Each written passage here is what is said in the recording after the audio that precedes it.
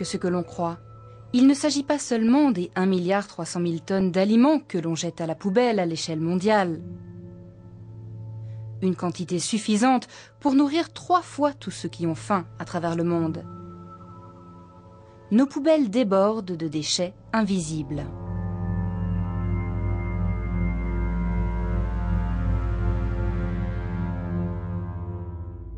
Au nord, au sud, à l'est ou à l'ouest, la perte et le gaspillage alimentaire nous concernent tous.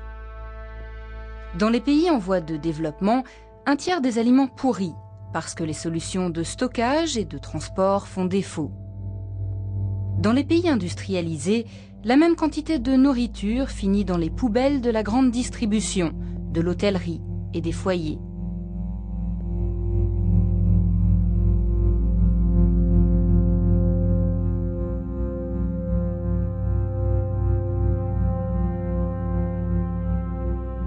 À chaque fois que l'on jette un produit alimentaire à la poubelle, on ne gaspille pas seulement de la nourriture. On gaspille également un grand nombre de ressources nécessaires à la production de cette nourriture, telles que l'eau, la surface agricole, l'énergie, le travail et l'investissement. En exportant des produits alimentaires et de la nourriture pour animaux, un pays exporte en même temps ses ressources rares. Jeter une pomme correspond à gaspiller la quantité d'eau potable utilisée pour 7 chasses d'eau. La production d'un seul hamburger requiert 2400 litres d'eau. Rien que la viande en utilise 2200 litres. Un seul hamburger correspond donc à la quantité d'eau de 16 baignoires.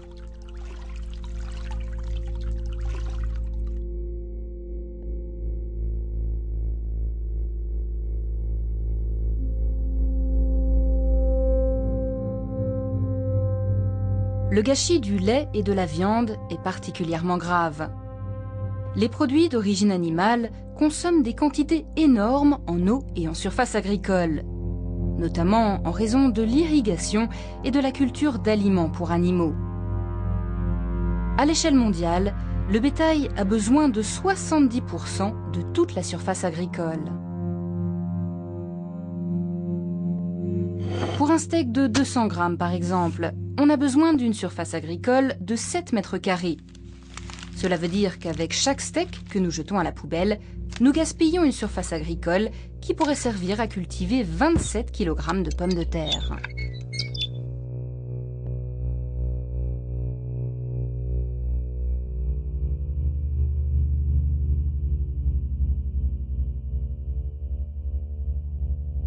Tout ce qui contribue à l'épuisement des ressources rend, en fin de compte, les produits alimentaires plus chers. Ceci vaut également pour les surfaces agricoles. La surexploitation des champs détruit de plus en plus de surfaces agricoles, la base même de l'agriculture. Tous les ans, on perd de manière irréversible plusieurs milliards de tonnes de terres fertiles. Ne reste alors qu'un sol appauvri et stérile. Réduire le gâchis alimentaire, c'est regagner des terres fertiles pour nourrir une population mondiale toujours croissante.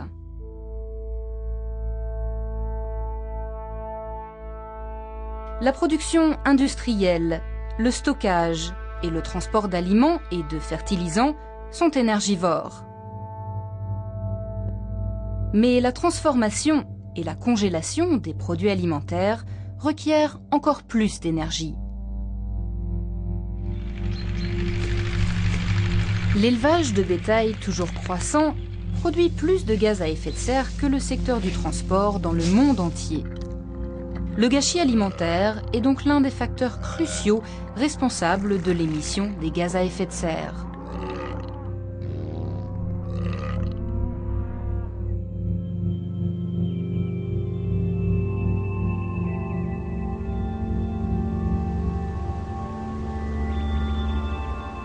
Quelle gestion d'entreprise accepterait 33% de pertes annuelles? Les multiples causes du gâchis alimentaire requièrent des solutions multiples. Dans les pays en voie de développement, l'attention doit être centrée sur les infrastructures.